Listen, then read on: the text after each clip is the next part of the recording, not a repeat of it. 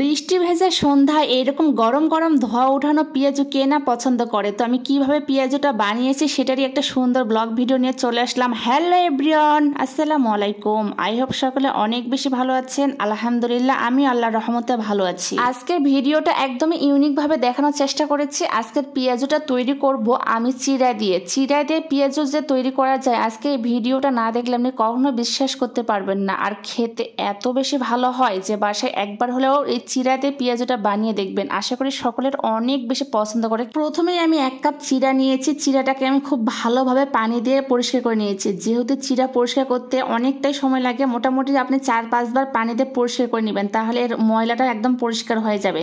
তারপর চিড়ার মধ্যে আমি 2 টেবিল চামচ পানি দিয়ে এটা একদম 10 মিনিট ভিজে রেখেছিলাম। অল্প পানিতে ভিজে রাখলে চিড়াটা একদম পানিটা শুষিয়ে নেবে এবং চিড়াটা ঝরঝরে হবে। 10 মিনিট পর চিড়াটা একদম পানিটা শুষিয়ে নিয়ে একদম ঝরঝরে হয়ে গিয়েছে। এই পর্যায়ে আমি পেঁয়াজ কলি কুচি করে দিয়েছি। তারপর আমার পছন্দ মতো কাঁচামরিচ কুচি দিয়েছি। কাঁচামরিচটা আমি বেশি দিয়েছি, আপনারা আপনাদের টেস্ট অনুযায়ী অ্যাড করে দিবেন। এই পর্যায়ে আমি রান্নার রেগুলার লবণটা দিলাম টেস্ট অনুযায়ী। আপনারা যে এরকম লবণ খেতে পছন্দ করেন সেই হিসেবে অ্যাড করে দিবেন, বেশি বা কম। তারপর এখানে ধনিয়া গুঁড়ো দিলাম 1 টেবিল চামচেরও একটু বেশি। তারপর জিরা গুঁড়ো দিলাম। আমার পাত্রটা একদমই ছোট হাতে আমি একটা বড় বোলের মধ্যে ট্রান্সফার করে নিলাম সবগুলো উপকরণ। তারপর এই পর্যায়ে আমি দিয়ে দিব নর্মাল তাপমাত্রায় থাকা একটা ডিম ফেটিয়ে নিয়েছি। সেই ফেটানো ডিমটা দিয়ে দিলাম। এখানে সুন্দর একটা টেস্টের জন্য ম্যাজিক মশলাটাও দিয়ে দিয়েছি। তারপর এখানে ম্যাজিক মশলার পরিবর্তে আপনারা চাইলে লুডুসের যে মশলাটা থাকে সেই মশলাও অ্যাড করে দিতে পারেন। তারপর এই তো হাতের সাহায্যে খুব ভালোভাবে মিক্সড করে নিব সবগুলো উপকরণ।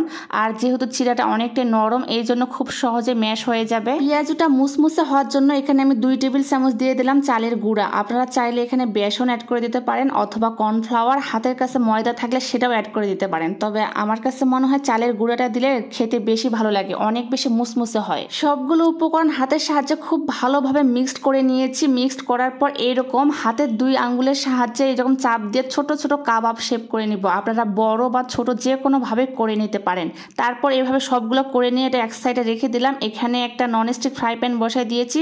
প্যানের মধ্যে রান্নার রেগুলার তেল দিয়েছি পরিমাণ মতো। তেলটা হালকা একটু গরম হয়ে আসলে এখানে আগে থেকে যে পেঁয়াজগুলো আমি বানিয়ে রেখেছিলাম সেগুলো একটা একটা করে দিয়ে দিব। দেওয়ার পর 2 সাইডে ব্রাউন কালার করে ভেজে নিব। এক সাইড হওয়ার পর আমি উলটপালট করে ভেজে নিব। তো আমার ভিডিওটি কে কোন জেলা থেকে দেখতেছেন অবশ্যই কমেন্টে জানাবেন। ভিডিওগুলো যদি ফেসবুক থেকে দেখে থাকেন তাহলে অবশ্যই আমার পেজের পাশে থাকবেন। আর যদি ইউটিউব থেকে দেখে থাকেন তাহলে অবশ্যই সাবস্ক্রাইব করে আমাকে বেশি বেশি করে ভালোবাসা দিবেন। দেখতে দেখতে আমার সবগুলো পাকোড়া একদমই ভাজা কমপ্লিট। তো অবশ্যই বাসায় একবার হলো এইভাবে বানিয়ে দেখবেন। আশা করি ছোট বড় গেস্ট সকলের অনেক বেশি ভালো লাগবে। ভালো লাগলে অবশ্যই শেয়ার করে পাশে থাকবেন। আজকের মতো আল্লাহ হাফেজ।